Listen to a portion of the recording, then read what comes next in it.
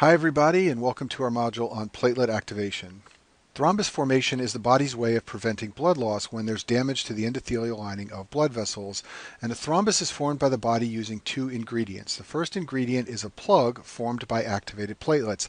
The second is an insoluble molecule called fibrin, which precipitates and forms a mesh, and together the fibrin and the activated platelets form a thrombus, and this prevents blood loss.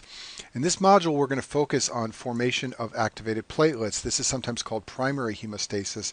In another module, we'll talk about coagulation, which is sometimes called secondary hemostasis. That leads to the formation of fibrin. Platelets are small cells that are derived from megakaryocytes in the bone marrow. They're smaller than red blood cells. If you look at this blood smear on the screen, all these red circles are red blood cells. These little purple dots are the platelets. They do not contain a nucleus, and they have a short lifespan of about 8 to 10 days, a little over a week.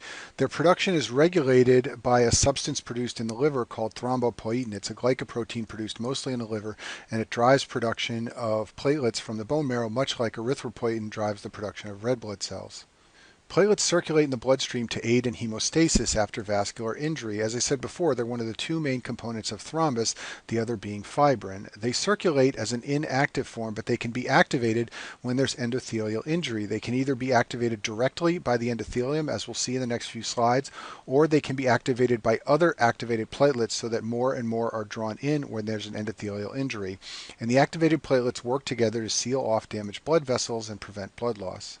The process of forming a platelet plug is generally divided into three steps. First, platelets must undergo adhesion to the subendothelium. Next, they must undergo aggregation, where platelets bind to one another to form a plug. And then finally, the platelets must undergo secretion, where they release stored contents in their granules. This will activate other platelets, and the net result will be recruitment of multiple platelets to form a plug and seal openings in the vascular tree. So in the next few slides, I'm going to talk about each of these steps and break them down and go through them one at a time. Before we can talk about platelet adhesion, we have to talk about a very important substance called von Willebrand factor. Von Willebrand factor is a large glycoprotein, and it's synthesized by two important cell types. First are the endothelial cells, and second are the megakaryocytes.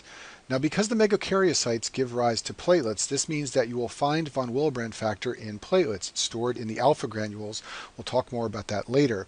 The other important source for von Willebrand factor is the endothelial cells. They store von Willebrand factor in the Weibel-Palade bodies. These are very important structures inside of endothelial cells. They can release von Willebrand factor. They can also release P-selectin, which is important for inflammation. You can also find some von Willebrand factor in the plasma. Importantly, however, von Willebrand factor is released in response to vascular injury. Activated platelets can degranulate and release von Willebrand factor, and endothelial cells that are damaged can release von Willebrand factor as well, and this will lead to platelet activation. Von Willebrand factor has three important roles in hemostasis. First of all, it is a carrier protein for factor VIII of the coagulation cascade.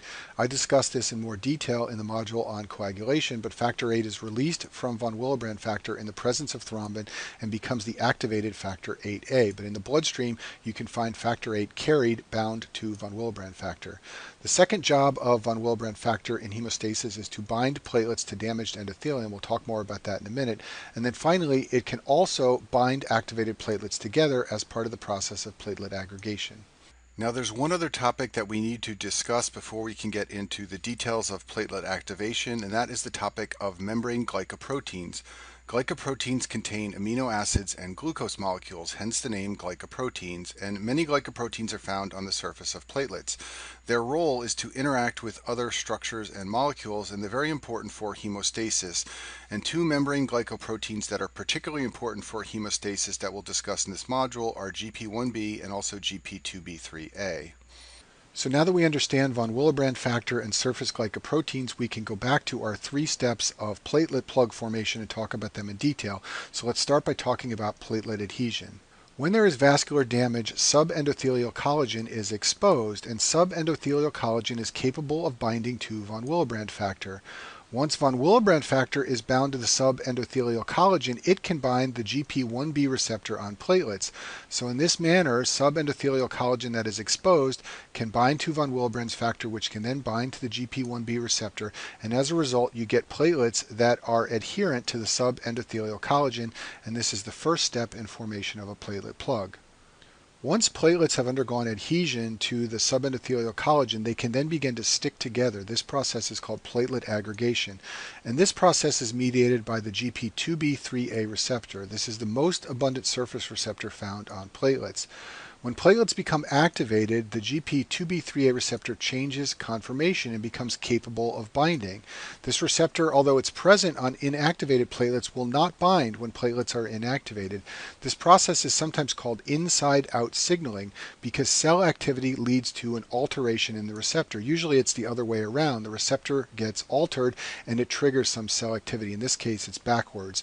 And I've shown this in a picture at the bottom of the screen to help you remember it. Inactivated platelets do have the 2B3A receptor, but it's not capable of binding. When the platelet becomes activated, the 2B3A receptor changes conformation and it's then capable of aggregating and sticking to other platelets. Once the 2B3A receptor changes conformation and becomes active, it can bind to either fibrinogen or von Willebrand factor, and using that as a link, it can then bind to other platelets, and this results in platelet aggregation. This is easier to understand with a picture. If we have a platelet with an activated 2B3A receptor and it comes near another platelet with an activated 2B3A receptor, the platelets cannot bind directly to one another.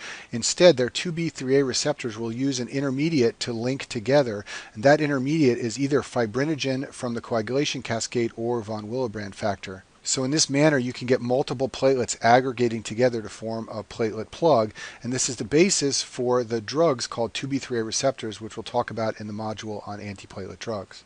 The third part of the process of forming a platelet plug is platelet secretion of stored contents. It's important for you to understand that platelets are activated in two different ways. They can bind to subendothelial collagen, but they can also be activated if they are exposed to activated substances released from other platelets.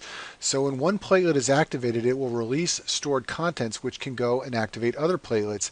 In this manner, one platelet being activated can lead to the activation of many others. There are many different substances stored in the alpha and dense granules. I've listed the most important ones on the screen. The alpha granules, which are the most abundant granules in platelets, contain fibrinogen, which is important for the coagulation cascade. They also contain von Willebrand factor, which we talked about before, and they also contain platelet factor 4, which we'll talk about in a minute.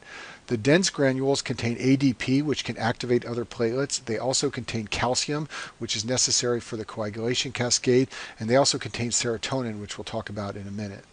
Platelet factor 4 is released from the alpha granules and binds to endothelial cells, and it has numerous biological effects that have been described, but its most important clinical relevance has to do with a rare adverse effect of the blood thinner heparin called heparin-induced thrombocytopenia.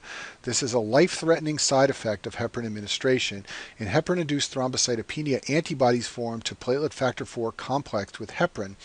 The antibodies bind to platelet factor 4 and heparin, and they lead to platelet activation.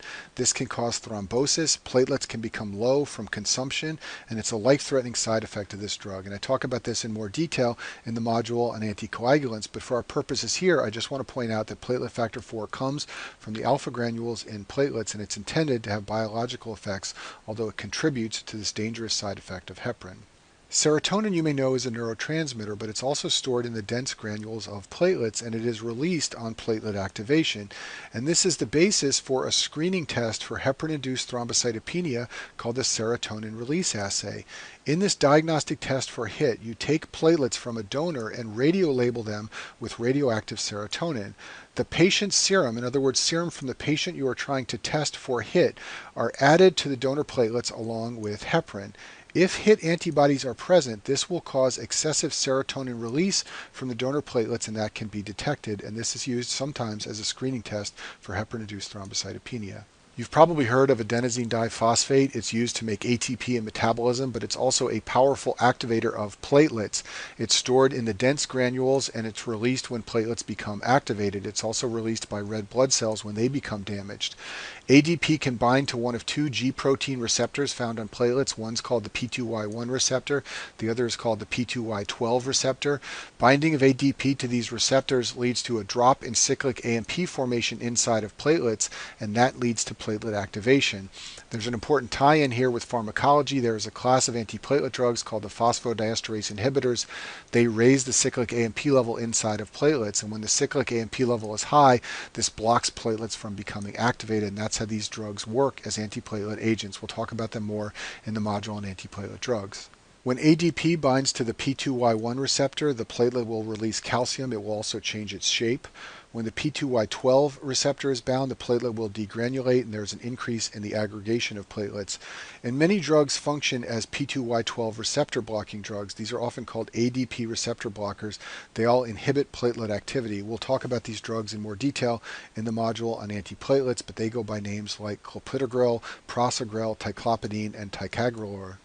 Another very powerful activator of platelets is thromboxane A2. Thromboxane A2 receptors are found on platelets, and this is the basis for aspirin therapy. Aspirin blocks formation of thromboxane A2.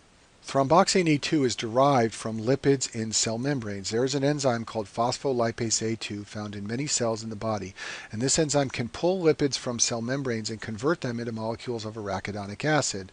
This occurs in endothelial cells near damaged endothelium, and as a result, arachidonic acid is released at sites of vascular injury. Arachidonic acid is also stored in platelets. Platelets can convert arachidonic acid to thromboxane A2 using an enzyme called cyclooxygenase, and then the thromboxane A2 can be released by platelets to activate more platelets.